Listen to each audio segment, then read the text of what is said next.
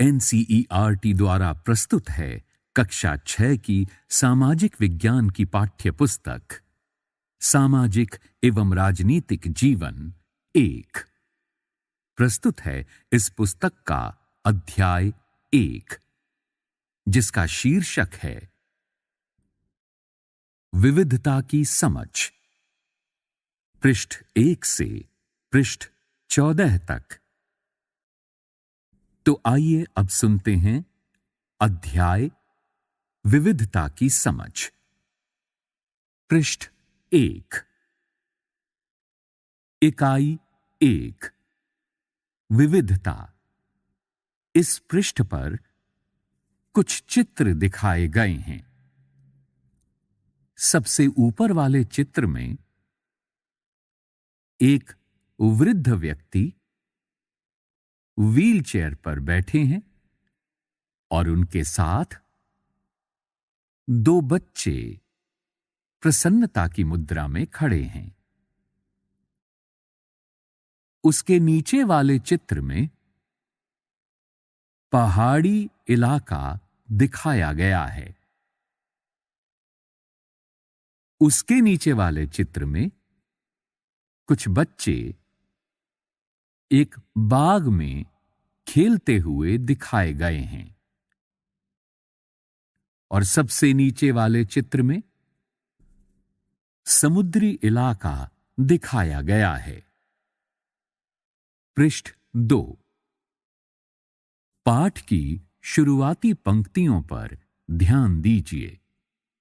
अपनी कक्षा में चारों तरफ नजर दौड़ाइए। क्या कोई ऐसा साथी है जो बिल्कुल आपकी तरह दिखती हो?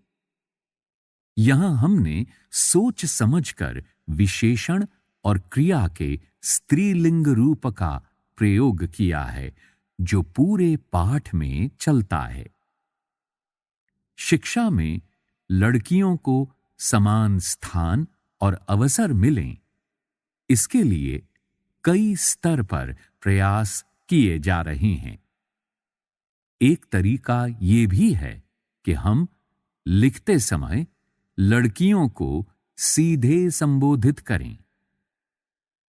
यदि हम अभी तक की पाठ्य पुस्तकों को देखें, तो उनमें पढ़ने वाले को हमेशा एक लड़का मानकर पुल्लिंग रूपों का ही प्रयोग किया जाता है। ये मान लिया जाता है कि स्त्रीलिंग रूप उसी में शामिल है। यहां हमने भाषा की इस परिपाटी को बदला है। इस पाठ के अलावा हमने कुछ अन्य पाठों में भी स्त्रीलिंग रूप का प्रयोग किया है। पृष्ठ 3। अध्याय 1, विविधता की समझ। अपनी कक्षा में चारों तरफ नजर दौड़ाइए। क्या कोई ऐसी साथी है जो बिल्कुल आपकी तरह दिखती हो? इस पाठ में आप पढ़ेंगी कि लोग एक दूसरे से कई मामलों में भिन्न होते हैं। वे न केवल अलग दिखते हैं, बल्कि वे अलग-अलग क्षेत्रों से भी आते हैं। उनके धर्म, रहन-सहन, खान-पान, भाषा, त्योहार आदि भी भिन्न होते हैं। ये भिन्नताएं हमारे जीवन को कई तरह से रोचक एवं समृद्ध बनाती हैं। इन भिन्नताओं के कारण ही भारत में विविधता है। विविधता या अनेकता हमारे जीवन को किस तरह बेहतर बनाती है? भारत इतनी विविधताओं वाला देश कैसे बना? क्या सभी तरह की भिन्नताएं विविधता का ही भाग होती हैं?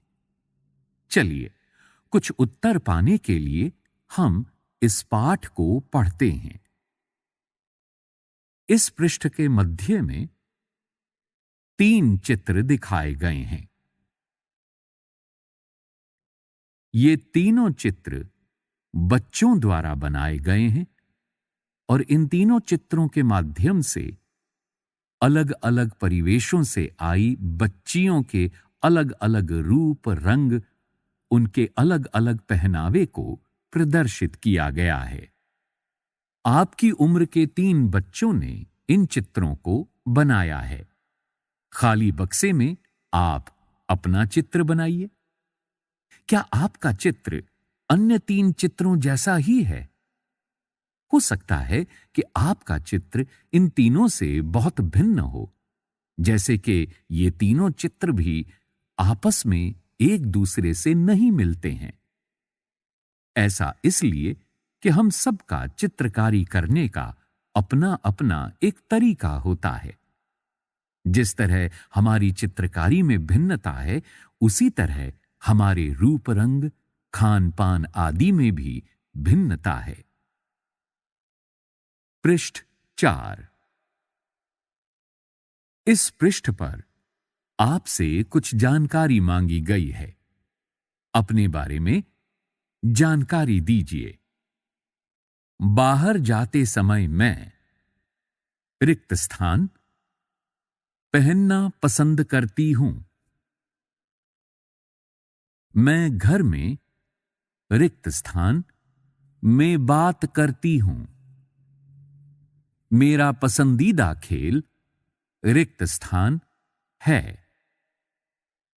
मुझे रिक्त स्थान के बारे में किताबें पढ़ना पसंद है। यहां जहां भी रिक्त स्थान दिया गया है, वहां पर आप अपना उत्तर लिखें। अपनी अध्यापिका की सहायता से ये पता कीजिए कि आप में से कितनी साथियों के जवाब एक जैसे हैं। क्या कक्षा में कोई ऐसी साथी भी है जिसकी सूची आपकी सूची से हूबहू मिलती है? शायद नहीं हो। हालांकि ऐसा होगा कि कई साथियों के कुछ जवाब आपके जवाबों से मिलते-जुलते होंगे। कितने साथियों को आपके जैसी किताब पढ़ना पसंद है? आपकी कक्षा के विद्यार्थी कुल मिलाकर कितनी भाषाएं बोलते हैं? इनसे अब तक आपको ये अंदाजा हो गया होगा कि कई मामलों में आप अपनी साथियों की तरह हैं और कई मामलों में आप उनसे बिल्कुल अलग हैं। दोस्ती करना। क्या ऐसे इंसान से दोस्ती करना आपके लिए आसान होगा जो आपसे बहुत भिन्न है? अब हम आपको एक कहानी सुनाएंगे। इसे सुने और सोचें। मैंने इसे एक मजाक की तरह लिया। मजाक जो कि फटे पुराने कपड़े पहने उस छोटे से लड़के के लिए था जो जनपथ के भीड़ भाड़ वाले चौराहे की लाल बत्ती पर अखबार बेचता था। मैं जब भी वहां से साइकिल से गुजरता, वो अंग्रेजी का अखबार हाथ में लहराते हुए मेरे पीछे भागता और उस दिन की सुर्खियों को हिंदी अंग्रेजी के मिले जुले शब्दों में चिल्लाकर सुनाता रहता। इस बार मैं पटरी के सहारे रुका और मैंने उससे हिंदी का अखबार मांगा। उसका मुंह खुला का खुला रह गया। उसने पूछा, मतलब आपको हिंदी आती है? बिल्कुल, मैंने अखबार के पैसे देते हुए कहा। क्यों? तुमने क्या सोचा? वो रुका।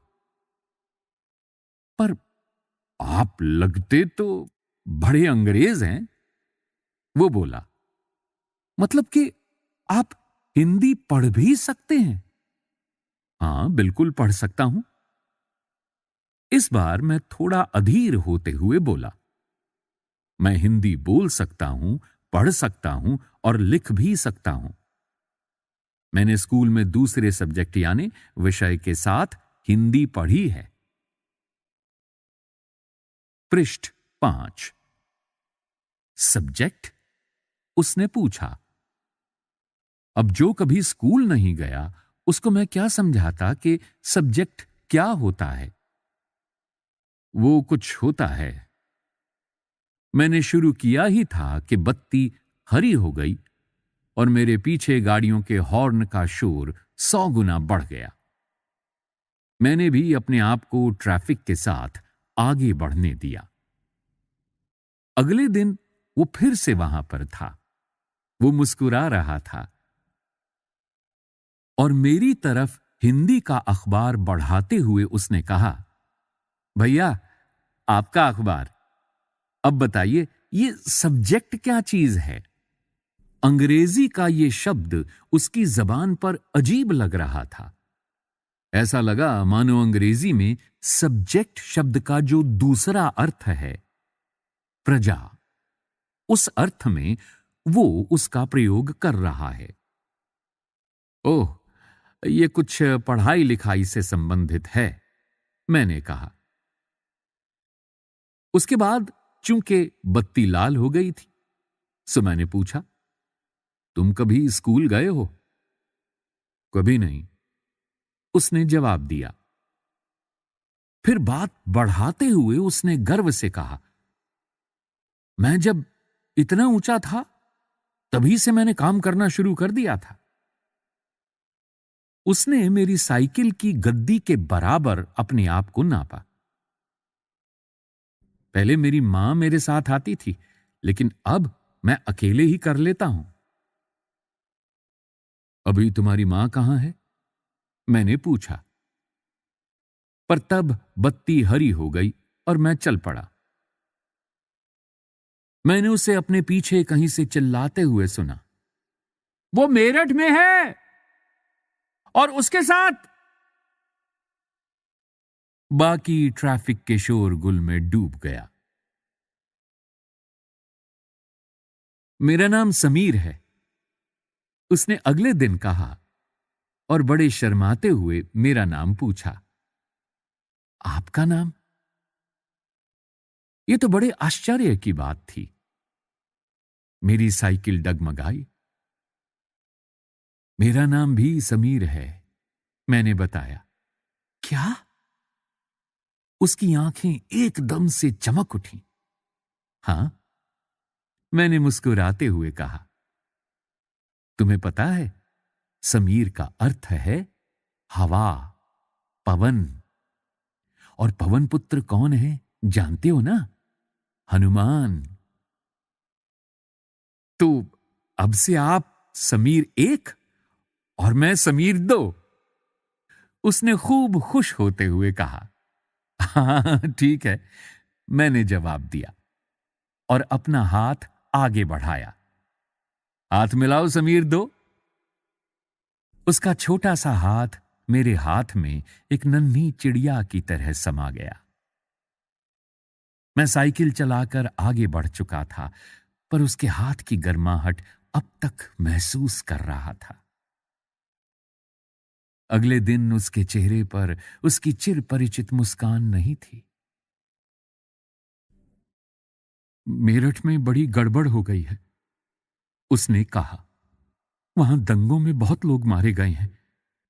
मैंने मुख्य अखबार की सुर्खियों की तरफ देखा।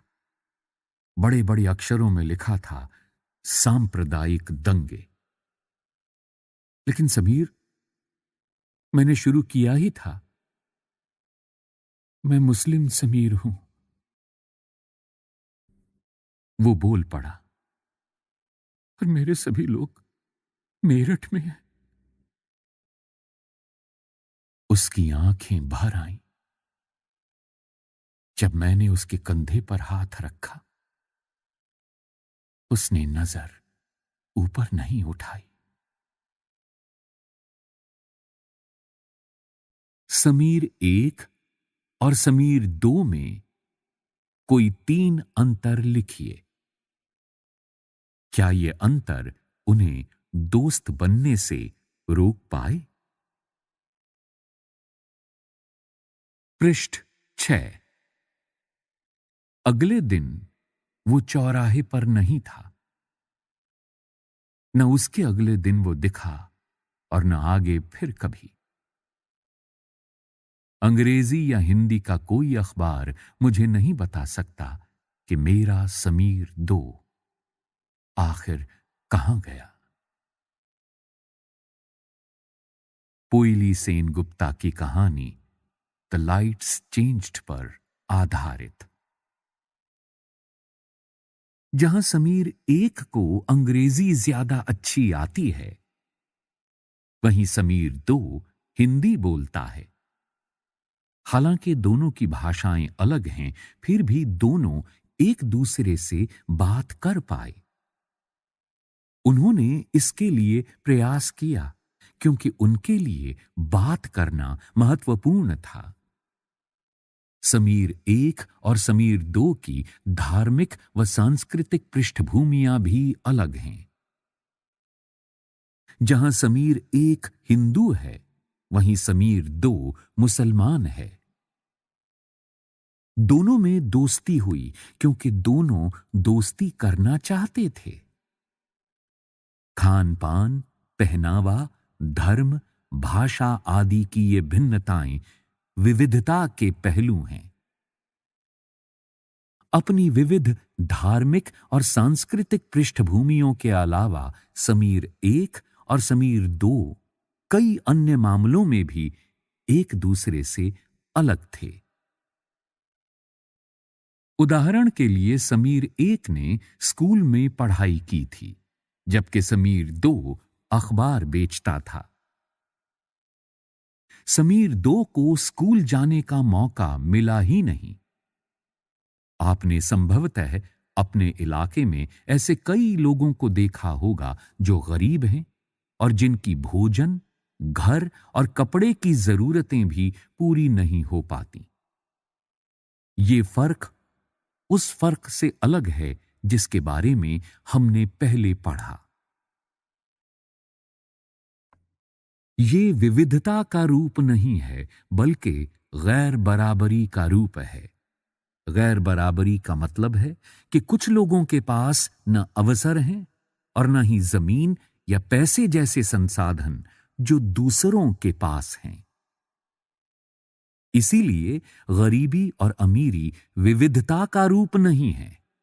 ये लोगों के बीच मौजूद असमानता यानी गैर बराबरी है। जाति व्यवस्था असमानता का एक और उदाहरण है। इस व्यवस्था में समाज को अलग अलग समूहों में बांटा गया। इस बंटवारे का आधार था कि लोग किस किस तरह का काम करते हैं। लोग जिस जाति में पैदा होते थे उसे बदल नहीं सकते थे। इस पृष्ठ पर नीले रंग के बक्से में आपसे कुछ पूछा गया है। उन त्योहारों की सूची बनाइए जो हो सकता है कि समीर 1 और समीर 2 मनाते हों। समीर 1 रिक्त स्थान, समीर 2 रिक्त स्थान। क्या आप ऐसी किसी परिस्थिति के बारे में सोच सकती हैं जब आपने उससे दोस्ती की जो आपसे बहुत अलग हो? इसका वर्णन एक कहानी के रूप में कीजिए। समीर 2 स्कूल क्यों नहीं जाता था? आपकी राय में अगर वो स्कूल जाना चाहता तो क्या जा पाता? क्या ये सही है कि कुछ बच्चे स्कूल जा पाते हैं और कुछ जा ही नहीं पाते? इस पर चर्चा करें। पृष्ठ 7। उदाहरण के लिए, अगर आप कुम्हार के घर में पैदा हो गईं तो आपकी जाति कुम्हार ही होती और आप बस वही बन सकती थीं। कोई व्यक्ति जाति से जुड़ा अपना पेशा भी नहीं बदल सकता था। इसलिए उस ज्ञान के अलावा किसी अन्य ज्ञान को हासिल करना जरूरी नहीं समझा जाता था। इससे गैर बराबरी पैदा हुई। आप इस बारे में अगले अध्यायों में जानेंगे। विविधता हमारे जीवन को कैसे समृद्ध करती है। जैसे समीर 1 और समीर 2 दोस्त बने, ठीक वैसे ही आपकी भी सहेलियां होंगी जो आपसे बहुत अलग होंगी। आपने शायद उनके घर में अलग तरह का खाना खाया होगा, उनके साथ अलग त्योहार मनाए होंगे, उनके कपड़े पहनकर देखे होंगे और थोड़ी बहुत उनकी भाषा भी सीखी होगी। यहां एक नीले बक्से में आपसे एक प्रश्न पूछा गया है। सूची बनाइए कि आपने भारत के अलग-अलग प्रांतों के कौन से व्यंजन खाए हैं।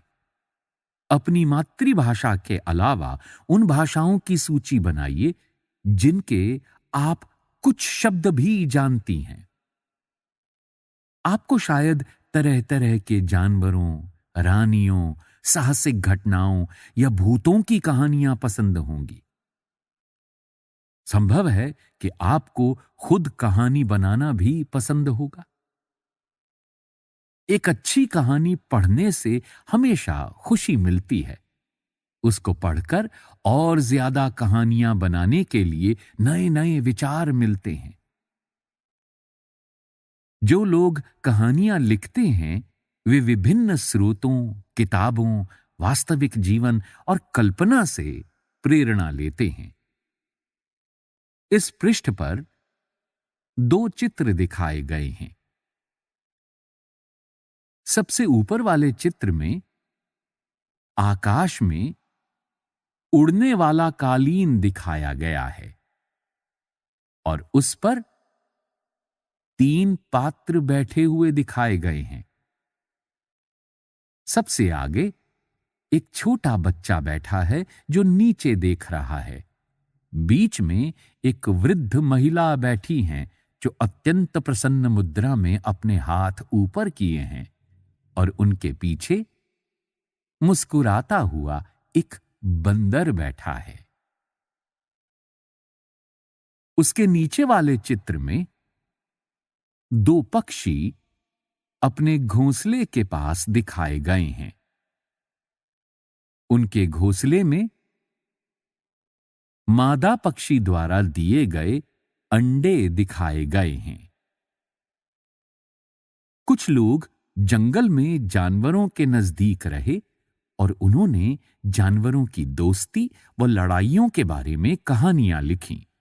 कुछ अन्य लोगों ने राजा रानियों के वृत्तांत पढ़कर प्यार और सम्मान के किस्से लिखे। कुछ ने अपने बचपन की यादों में गोते लगाए, स्कूल और दोस्तों की मधुर यादों से निकालकर कुछ साहस की कहानियां लिखीं। पृष्ठ 8। कल्पना कीजिए कि जिनकी कहानियां आपने सुनी या पढ़ी हैं, उन सभी कहानीकारों या कहानी सुनाने वालों को ऐसी जगह पर रहना पड़े जहां लोग केवल 2 ही रंग के कपड़े पहनते हों, लाल एवं सफेद। एक तरह का खाना खाते हों, शायद आलू। समान रूप से केवल 2 पशु पक्षी को ही पालते हों, उदाहरण के लिए हिरण और कौआ, और केवल सांप सीढ़ी खेल से अपना मनोरंजन करते हों। ऐसी जगह रहकर वे कैसी कहानियां लिख पाएंगे? इस पृष्ठ पर नीले बक्से में आपसे 2 प्रश्न पूछे गए हैं। मान लीजिए कि आप एक चित्रकार या कहानीकार हैं जो इस जगह पर रहती हैं। ऐसी जगह के जीवन पर एक कहानी लिखिए या चित्र बनाइए। क्या आप सोचती हैं कि आपको ऐसी जगह में रहने में मजा आएगा? उन 5 चीजों की सूची बनाइए जिनकी कमी ऐसी जगह में सबसे ज्यादा खलेगी। भारत में विविधता। भारत विविधताओं का देश है। हम विभिन्न भाषाएं बोलते हैं, विभिन्न प्रकार का खाना खाते हैं, अलग-अलग त्योहार मनाते हैं और भिन्न-भिन्न धर्मों का पालन करते हैं। लेकिन गहराई से सोचें तो वास्तव में हम एक ही तरह की चीजें करते हैं। केवल हमारे करने के तरीके अलग हैं। इस पृष्ठ पर यह बताया गया है कि भारत के लोग विविध तरीकों से कुछ काम करते हैं। यहां उनमें से एक तरीका बताया है। आप दो और तरीके लिखिए। पहला, प्रार्थना करना यानी इबादत करना। इसके लिए भक्ति गीत गाए जाते हैं। और क्या किया जाता है? दो रिक्त स्थान भरें। शादी करना। इसके लिए अदालत के रजिस्टर में दस्तखत किए जाते हैं।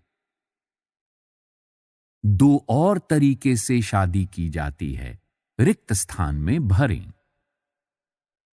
विभिन्न प्रकार के कपड़े पहनना। मणिपुर में औरतें फनेक पहनती हैं। विभिन्न प्रकार के कपड़े पहनने के संदर्भ में दो रिक्त स्थान दिए गए हैं, उन्हें भरें। अभिवादन करना। झारखंड के आदिवासी एक दूसरे को जोहार कहकर अभिवादन करते हैं। यहां दो रिक्त स्थान दिए गए हैं। उन रिक्त स्थानों को अभिवादन के संदर्भ में भरें। चावल पकाना। मीट या सब्जी डालकर बिरयानी पकाना। यहां दो रिक्त स्थान दिए गए हैं। उनमें चावल पकाने के तरीकों के बारे में लिखें।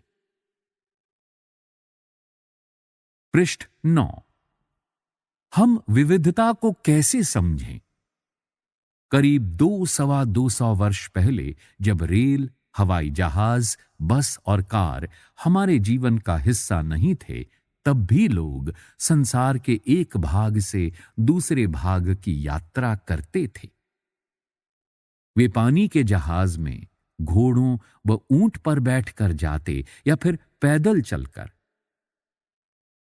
अक्सर ये यात्राएं खेती और बसने के लिए नई जमीन की तलाश में या फिर व्यापार के लिए की जाती थीं।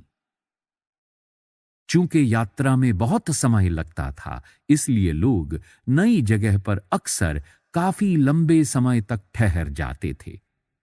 इसके अलावा सूखे और अकाल के कारण भी कई बार लोग अपना घर-बार छोड़ देते थे। उन्हें जब पेट भर खाना नहीं मिलता था, तो वे नई जगह जाकर बस जाते थे। कुछ लोग काम की तलाश में और कुछ युद्ध के कारण घर छोड़ देते थे। लोग जब नई जगह में बसना शुरू करते थे, तो उनके रहन-सहन में थोड़ा बदलाव आ जाता था। कुछ चीजें वे नई जगह की अपना लेते थे और कुछ चीजों में वे पुराने ढर्रे पर ही चलते रहते थे। इस तरह उनकी भाषा, भोजन, संगीत, धर्म आदि में नए और पुराने का मिश्रण होता रहता था। उनकी संस्कृति और नई जगह की संस्कृति में आदान प्रदान होता और धीरे-धीरे एक मिश्रित यानी मिली-जुली संस्कृति उभरती। अगर अलग-अलग क्षेत्रों का इतिहास देखें तो हमें पता चलेगा कि किस तरह विभिन्न सांस्कृतिक प्रभावों ने वहां के जीवन और संस्कृति को आकार देने में योगदान किया है। इस तरह से कई क्षेत्र अपने विशिष्ट इतिहास के कारण विविधता संपन्न हो जाते थे। ठीक इसी प्रकार लोग अलग-अलग तरह की भौगोलिक स्थितियों से किस प्रकार सामंजस्य बैठाते हैं, उससे भी विविधता उत्पन्न होती है। उदाहरण के लिए समुद्र के पास रहने में और पहाड़ी इलाकों में रहने में बड़ा फर्क है। न केवल वहां के लोगों के कपड़ों और खान-पान की आदतों में फर्क होगा, बल्कि जिस तरह का काम वे करेंगे वे भी अलग होंगे। शहरों में अक्सर लोग ये भूल जाते हैं कि उनका जीवन उनके भौतिक वातावरण से किस तरह गहराई से जुड़ा हुआ है। ऐसा इसलिए कि शहरों में लोग विरले ही अपनी सब्जी या अनाज उगाते हैं। वे इन चीजों के लिए बाजार पर ही निर्भर रहते हैं। आइए भारत के दो भागों लद्दाख और केरल के उदाहरण के जरिए ये समझने की कोशिश करें कि किसी क्षेत्र की विविधता पर उसके ऐतिहासिक और भौगोलिक कारकों का क्या असर पड़ता है। एटलस में भारत का नक्शा देखिए और उसमें ढूंढिए कि ये दोनों क्षेत्र लद्दाख तथा केरल कहां पर हैं। इन दोनों क्षेत्रों की भौगोलिक स्थितियां वहां के भोजन, कपड़े और व्यवसाय अर्थात पेशे को कैसे प्रभावित करती हैं, उनकी सूची बनाइए। पृष्ठ 10। इस पृष्ठ में सबसे ऊपर एक चित्र दिखाया गया है। ये लद्दाख है, ऊंचे पहाड़ों वाला रेगिस्तानी इलाका। लद्दाख जम्मू और कश्मीर के पूर्व में पहाड़ियों में बसा एक रेगिस्तानी इलाका है। यहां पर बहुत ही कम खेती संभव है क्योंकि इस क्षेत्र में बारिश बिल्कुल नहीं होती और ये इलाका हर वर्ष काफी लंबे समय तक बर्फ से ढका रहता है। इस क्षेत्र में बहुत ही कम पेड़ उग पाते हैं। पीने के पानी के लिए लोग गर्मी के महीनों में पिघलने वाली बर्फ पर निर्भर रहते हैं।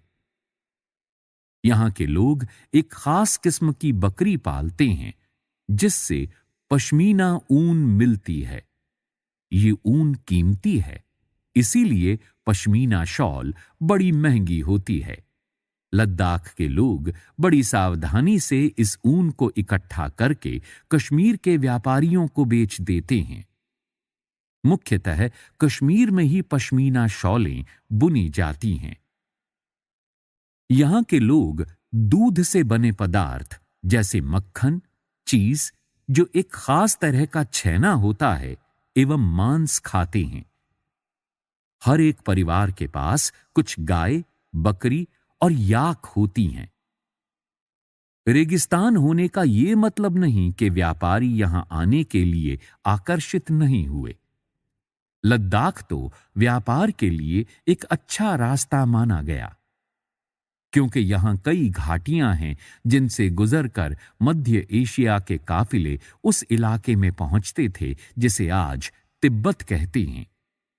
ये काफिले अपने साथ मसाले, कच्चा रेशम, दरियां आदि लेकर चलते थे। लद्दाख के रास्ते ही बौद्ध धर्म तिब्बत पहुंचा। लद्दाख को छोटा तिब्बत भी कहते हैं। करीब 400 साल पहले यहां पर लोगों का इस्लाम धर्म से परिचय हुआ और अब यहां अच्छी खासी संख्या में मुसलमान रहते हैं।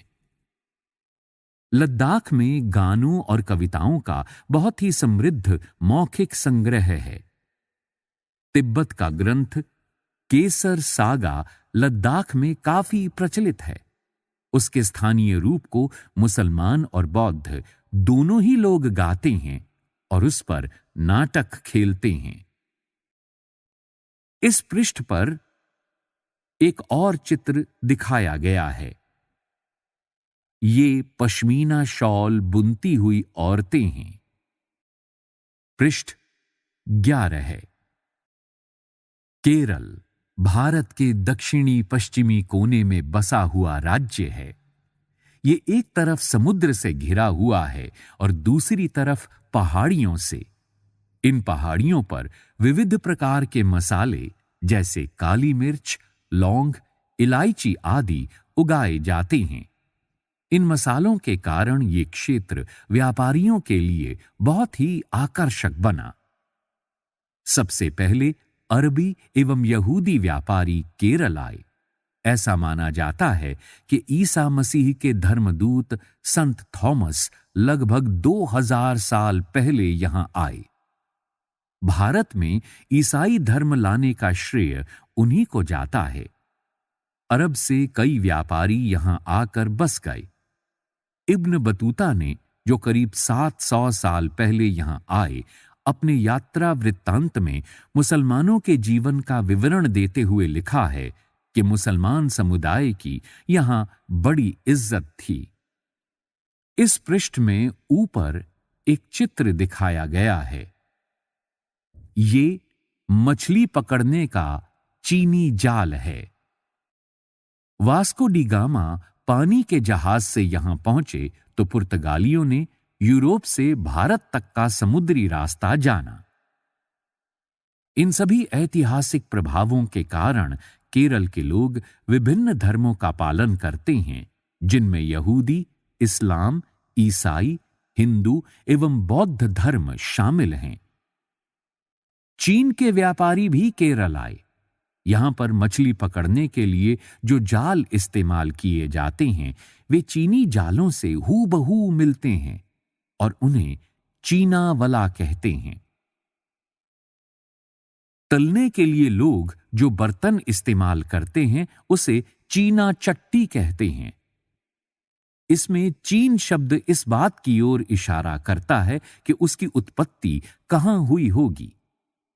केरल की उपजाऊ जमीन और जलवायु चावल की खेती के लिए बहुत उपयुक्त है और वहां के अधिकतर लोग मछली, सब्जी और चावल खाते हैं। इस पृष्ठ में नीचे एक और चित्र दिखाया गया है। ये केरल में मनाए जाने वाले त्योहार ओणम का एक विशेष आकर्षण है, नाव प्रतियोगिता। पृष्ठ 12 है। जहां केरल और लद्दाख की भौगोलिक स्थितियां एक दूसरे से बिल्कुल अलग हैं, वहीं हम ये भी देखते हैं कि इन दोनों क्षेत्रों के इतिहास में एक ही प्रकार के सांस्कृतिक प्रभाव हैं। दोनों ही क्षेत्रों को चीन और अरब से आने वाले व्यापारियों ने प्रभावित किया। जहां केरल की भौगोलिक स्थिति ने मसालों की खेती संभव बनाई, वहीं लद्दाख की विशेष भौगोलिक स्थिति और ऊन ने व्यापारियों को अपनी ओर खींचा। इस तरह पता चलता है कि किसी भी क्षेत्र के सांस्कृतिक जीवन का उसके इतिहास और भूगोल से प्रायः गहरा रिश्ता होता है।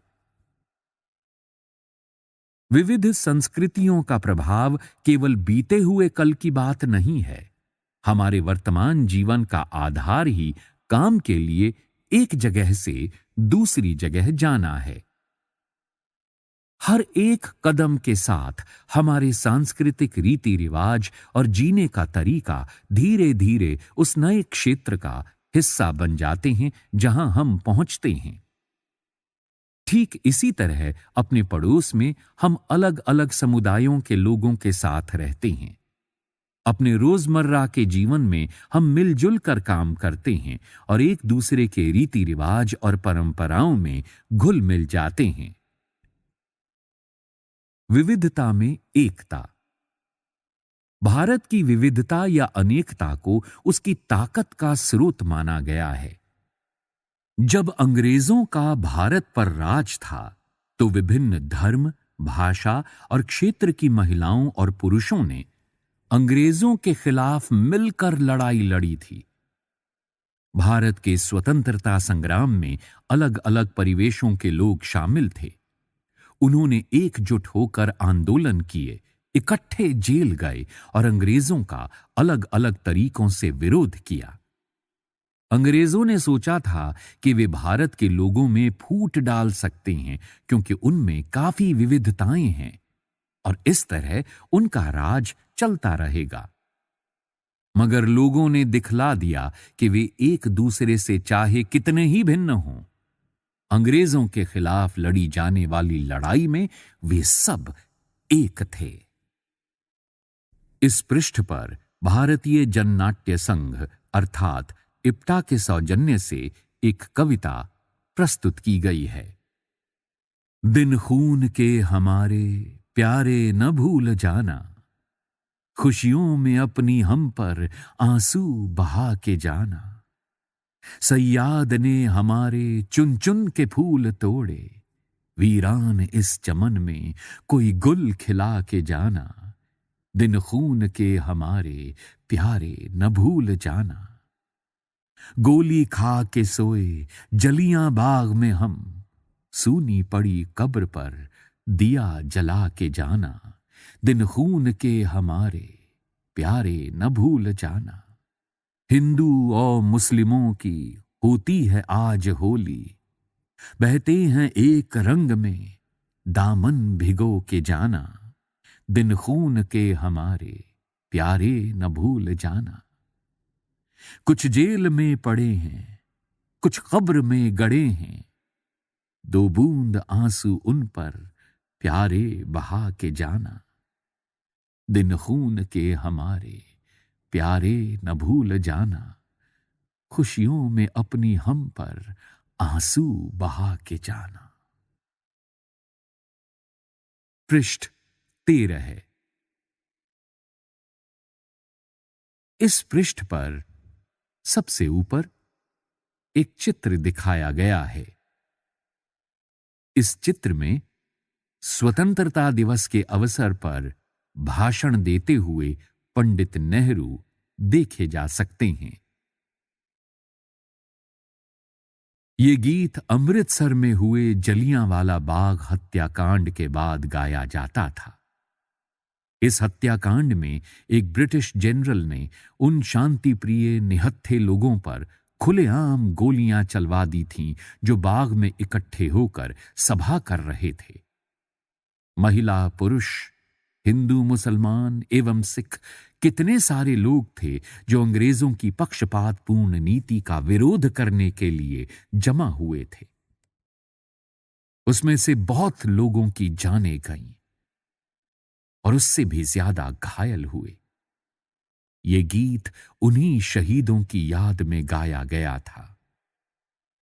स्वतंत्रता संग्राम के दौरान उभरे गीत और चिन्ह विविधता के प्रति हमारा विश्वास बनाए रखते हैं। क्या आप भारतीय झंडे की कहानी जानती हैं? स्वतंत्रता संग्राम के दौरान ही भारत के झंडे की परिकल्पना की गई थी। इस झंडे को सारे भारत में लोगों ने अंग्रेजों के खिलाफ इस्तेमाल किया था। जवाहरलाल नेहरू ने अपनी किताब भारत की खोज में लिखा कि भारतीय एकता कोई बाहर से थोपी हुई चीज नहीं है, बल्कि ये बहुत ही गहरी है, जिसके अंदर अलग अलग तरह के विश्वास और प्रथाओं को स्वीकार करने की भावना है।